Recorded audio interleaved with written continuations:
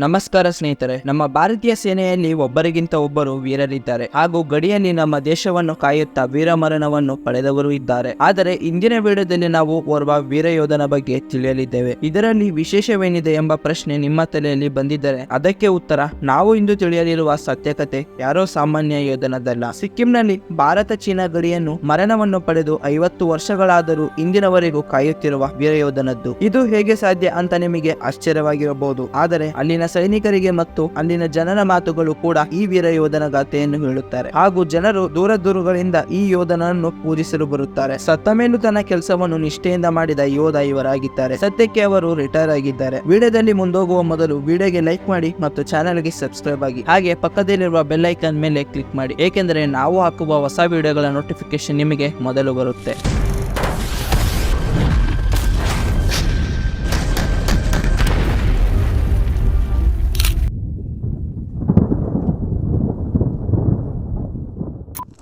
Bharat China ಗಡಿಯಲ್ಲಿರುವ ಭಯಾನಕ ಪರ್ವತಗಳ ಮೇಲೆ ನಮ್ಮ ಭಾರತೀಯ ಸೇನೆ ಯಾವಾಗಲೂ ಸರ್ವಸನ್ನದ್ಧವಾಗಿರುತ್ತೆ. ಚೀನಿ ಸೈನಿಕರ ಚತುರತೆ ಎದುರು ಸಹ ನಮ್ಮ ಸೈನಿಕರು ದೇಶದ ಸುರಕ್ಷತೆ ಕಾಪಾಡುವುದರಲ್ಲಿ ಎಂದಿಗೂ ಸಮಸ್ಯೆ ಬರಲು ಬಿಡುವುದಿಲ್ಲ. ಎಷ್ಟೇ ಕಷ್ಟಗಳು ಬಂದರೂ ಭಾರತೀಯ ಸೇನೆಯನ್ನು ಅಲುಗಾಡಿಸಲು ಸಾಧ್ಯವೇ ಇಲ್ಲ. ಏಕೆಂದರೆ ಸಾವಿರಾರು ಸೈನಿಕರ ಜೊತೆ ಇಲ್ಲಿ ಒಬ್ಬ ವಿಶೇಷವಾದ ಸೈನಿಕ ಇದ್ದಾರೆ. ಅವರು ಯಾರ ಕಣ್ಣಿಗೂ ಕಾಣದಿದ್ದರೂ ಅವರಿರುವ ಅನುಭವ ಎಲ್ಲರಿಗೂ ಆಗುತ್ತೆ. ಮತ್ತು ಆ ವೀರ ಯೋಧರ ಹೆಸರೇ ಬಾಬಾ ಹರ್ಭಜನ್ ಸಿಂಗ್. ಹರ್ಭಜನ್ ಸಿಂಗ್ ರವರ ಜನನ 30ನೇ ಆಗಸ್ಟ್ 1946ರಲ್ಲಿ ಗುಜ್ರಾನ್ವಾಲ್ ಪ್ರದೇಶದಲ್ಲಿ ಆಗಿತ್ತು. ಸೇನೆಯ ರೆಕಾರ್ಡ್ಗಳ ಪ್ರಕಾರ ಹರ್ಭಜನ್ ಸಿಂಗ್ 1966ರಲ್ಲಿ ಪಂಜಾಬ್ ರೆಜಿಮೆಂಟ್ ನಲ್ಲಿ ಒಬ್ಬ ಸಾಮಾನ್ಯ ಸೈನಿಕರಾಗಿ ಸೇರಿಕೊಂಡಿದ್ದರು. ಸ್ವಲ್ಪ ಸಮಯದ ನಂತರ ಅವರ ಡ್ಯೂಟಿಯನ್ನು ನಾಥುಲಾ ಪ್ರದೇಶಕ್ಕೆ ಶಿಫ್ಟ್ ಮಾಡಿದ್ದರು ಮತ್ತು ಅಲ್ಲೇ ಆಕಸ್ಮಿಕ ಘಟನೆಯಲ್ಲಿ ಇವರು ಮರಣವನ್ನಪ್ಪಿದ್ದರು. ಜನರು ಹೇಳುವ ಹಾಗೆ ಮರಣಕ್ಕೆ ಕಾರಣ ಕುದುರೆಗಳ ಹಿಂಡನ್ನು ತುಕುಲಾದಿಂದ ಡಾನ್ಚುಲಾಗೆ ಕರೆದು ಹೋಗುತ್ತಿರಬೇಕಾದ್ರೆ ಕಾಲು ಜಾರಿ ಅಲ್ಲೇ ಇದ್ದ ಹೊಳೆಯೊಳಗೆ ಬೀಳುತ್ತಾರೆ. ನೀರಿನ ಹರಿವು ತುಂಬಾ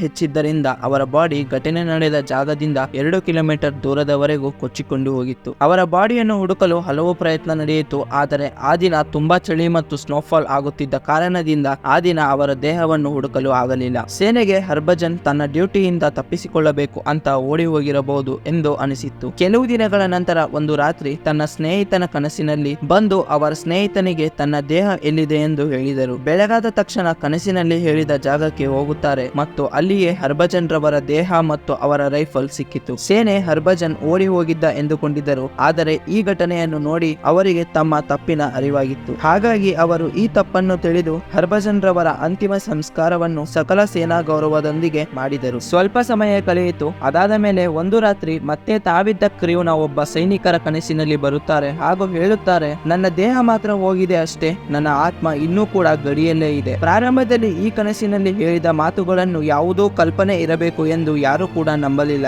ಆದರೆ ಮುಂದೆ ಸೈನಿಕರ ಜೊತೆ ವಿಚಿತ್ರ ಘಟನೆಗಳು ನಡೆಯಲು ಶುರುವಾಗಿತ್ತು. ಯಾರಿಂದ ಏನಾದರೂ ತಪ್ಪಾದರೆ ಅಥವಾ ಯಾರಿಗಾದರೂ ತೊಂದರೆ ಆಗುವಂತಿದ್ದರೆ ಹರ್ಭಜನ್ ಅವರ ಕನಸಿನಲ್ಲಿ ಬಂದು ಅವರಿಗೆ ಆಗುವ ತೊಂದರೆಯ ಬಗ್ಗೆ ಎಚ್ಚರಿಕೆ ಕೊಡುತ್ತಿದ್ದರು. ಇದರ ಜೊತೆಗೆ ಅಲ್ಲಿ ಡ್ಯೂಟಿ ಮಾಡುವ ಸೈನಿಕರ ಪ್ರಕಾರ ಸಿಕ್ಕಿಂನ ಭಯಂಕರ ಚಳಿಯಲ್ಲೂ ಯಾವ ಸೈನಿಕರನ್ನು ಮಲಗುವಂತಿರಲಿಲ್ಲ. ಏನಾದರೂ ನಿದ್ರೆ ಬಂದರೆ ಅವರಿಗೆ ಬಾಬಾರಿಂದ ಕೆನ್ನೆಗೆ ಏಟು ಬೀಳುತ್ತಿತ್ತು. माफ कर दो बाबा जी, माफ कर दो, अब से ऐसी गलती नहीं होगी. ಸೈನಿಕರಿಗೆ ಯಾವಾಗಲೂ ಹರ್ಭಜನ್ ಅವರು ಜೊತೆಯೇ ಇದ್ದಾರೆ ಎಂಬ ಅನುಭವವಾಗುತ್ತಿತ್ತು. ಇದು ಕೇವಲ ಭಾರತೀಯ ಸೈನಿಕರಿಗೆ ಮಾತ್ರ ಸೀಮಿತವಾಗಿರಲಿಲ್ಲ. ಬದಲಾಗಿ ಹಲವು ಚೀನಿ ಸೈನಿಕರು ಭಾರತೀಯ ಸೈನ್ಯದ ಅಧಿಕಾರಿಗಳ ಜೊತೆಯಲ್ಲಿ ನಿಮ್ಮ ಸೈನಿಕ ಇಲ್ಲಿ ಕುದುರೆಯಲ್ಲಿ ಓಡಾಡುತ್ತಾನೆ, ಅವನನ್ನು ಕರೆಸಿಕೊಳ್ಳಿ ಎಂದು ಹೇಳಿದ್ದಾರೆ. ಯಾವಾಗ ಈ ಮಾತು ದೊಡ್ಡ ಅಧಿಕಾರಿಗಳ ಹತ್ತಿರ ತಲುಪಿತೋ ಅವರು ಇದರ ಮೇಲೆ ಸಂಶೋಧನೆ ನಡೆಸಿದರು ಹಾಗೂ ಕೊನೆಗೆ ನೋಸ್ಟ್ರೋಮ್ಗಳ ನಡುವೆ ಸೈನಿಕರು ತಮ್ಮ ಗಡಿಯ ರಕ್ಷಣೆಯನ್ನು ಮಾಡುವಾಗ ಸೈನಿಕರ ಜೊತೆಗೆ ಒಬ್ಬ ಸೈನಿಕ ಇರುತ್ತಿದ್ದ. ಆದರೆ ಅವನು ಯಾರಿಗೂ ಕಾಣಿಸುತ್ತಿರಲಿಲ್ಲ, ಏಕೆಂದರೆ ಅವರೊಂದು ಆತ್ಮ. ಮತ್ತು ಹೀಗೆಯೇ ಹರ್ಭಜನ್ ಸೈನಿಕರಿಗೆ ಬಾಬಾ ಹರ್ಭಜನ್ ಸಿಂಗ್ ಆಗಿ ಪ್ರಸಿದ್ಧರಾದರು. ಇದಾದ ಮೇಲೆ ಅಲ್ಲೇ ಖಾಲಿ ಇದ್ದ ಬಂಕರ್ನಲ್ಲಿ ಅವರ ಮಂದಿರವನ್ನು ನಿರ್ಮಾಣ ಮಾಡಿದರು. ಅದರಲ್ಲಿ ಅವರ ಯೂನಿಫಾರ್ಮ್, ಶೂಗಳು, ಅವರ ಮಲಗುವ ಹಾಸಿಗೆ ಮತ್ತು ಅವಶ್ಯಕ ವಸ್ತುಗಳನ್ನು ಇಟ್ಟರು. ಸೇನೆ ಅವರಿಗೆ ಆನ್ ಡ್ಯೂಟಿ ಸೋಲ್ಜರ್ ನ ದರ್ಜೆ ಕೊಟ್ಟರು. ಬೇರೆ ಸೈನಿಕರಿಗೆ ಯಾವ ನಿಯಮಗಳಿದ್ದವೋ ಅದೇ ಇವರಿಗೂ ಅಪ್ಲೈ ಆಗುತ್ತಿತ್ತು. ಸ್ಯಾಲರಿ, ರಜೆಗಳಿಂದ ಹಿಡಿದು ಪ್ರಮೋಷನ್ ವರೆಗೂ ಅಪ್ಲೈ ಆಗಿತ್ತು. ಬಾಬಾ ಬಾಬಾ ಮಂದಿರದ ಜವಾಬ್ದಾರಿಯನ್ನು ಆರ್ಮಿ ತನ್ನ ಕೈಗೆ ತೆಗೆದುಕೊಂಡಿತ್ತು. ಬೆಳಗಿನ ತಿಂಡಿ ಇಂದ ಹಿಡಿದು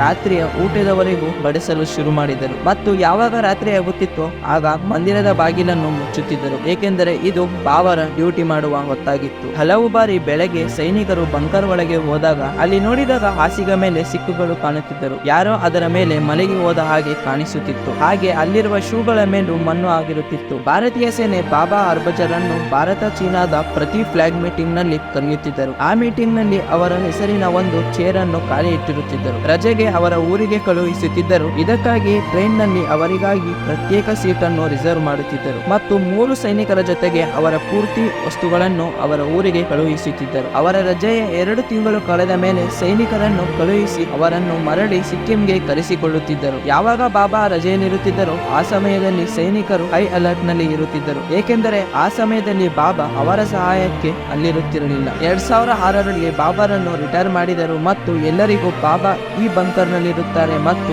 ದೇಶದ ರಕ್ಷಣೆ ಮಾಡುತ್ತಾರೆ ಎಂದು ಹೇಳಿದರು. ಬಾಬಾ ಹರ್ಭಜನ್ ಸಿಂಗ್ ಹಾಗೂ ಭಾರತೀಯ ಸೇನೆಯ ನಡುವೆ ಒಂದು ಹೇಳಲಾಗದ ಬಾಂಧವ್ಯವಿದೆ. ಸೈನಿಕರು ತಮ್ಮ ಡ್ಯೂಟಿಗೆ ಹೋಗುವ ಮುನ್ನ ಇಲ್ಲಿ ನಮಸ್ಕಾರ ಮಾಡಲು ಬರುತ್ತಾರೆ. ಜನರು ಹೇಳುವ ಹಾಗೆ ಬಾಬಾ ಹರ್ಭಜನ್ ಸಿಂಗ್ ಜೆಲೆಪ್ಲೋ ಗಡಿಯಿಂದ ನಾಥುಲಾವರೆಗೂ ಗಡಿಯ ರಕ್ಷಣೆ ಮಾಡುತ್ತಾರೆ. ನಾಥುಲಾದಲ್ಲಿ ಬಾಬಾರ ಸ್ಮರಣೆಗಾಗಿ 2 ಮಂದಿರಗಳನ್ನು ಮಾಡಿದ್ದಾರೆ. ಅದರಲ್ಲಿ ಮೊದಲನೆಯದ್ದು ಓಲ್ಡ್ ಬಾಬಾ ಮಂದಿರ ಮತ್ತು ಇನ್ನೊಂದು ನ್ಯೂ ಬಾಬಾ ಮಂದಿರ. ಇವೆರಡು ನಾಥುಲಾದಲ್ಲಿಯೇ ಇದೆ ಹಾಗೂ ಡೋಕ್ಲಾಮ್ ನ ಹತ್ತಿರವಿದೆ. ಈ ನ್ಯೂ ಬಾಬಾ ಮಂದಿರ ಡೋಕ್ಲಾಮ್ ನಿಂದ ಕೇವಲ 4 ಕಿಲೋಮೀಟರ್ ದೂರವಿದೆ. ಸ್ನೇಹಿತರೆ, ನಿಮಗೆ ಈ ವೀರಯೋಧನ ಕತೆ ಮೊದಲೇ ತಿಳಿದಿತ್ತಾ? ಮತ್ತು ನೀವು ಎಂದಾದರೂ ಈ ಮಂದಿರಕ್ಕೆ ಹೋಗಿದ್ದೀರಾ? ಹೋಗಿದ್ದರೆ ನಿಮ್ಮ ಅನುಭವವನ್ನು ಕಮೆಂಟ್ಸ್ ಬಾಕ್ಸ್ ನಲ್ಲಿ ಹಂಚಿಕೊಳ್ಳಿ ಎಂದು ಹೇಳುತ್ತಾ ನಾವು ಮತ್ತೆ ಸಿಗುತ್ತೇವೆ ಇಂತಹದೇ ಅದ್ಭುತ ವಿಡಿಯೋದ ಜೊತೆ. ಅಲ್ಲಿಯವರೆಗೂ ಕಾಯ್ತಾ ಇರಿ.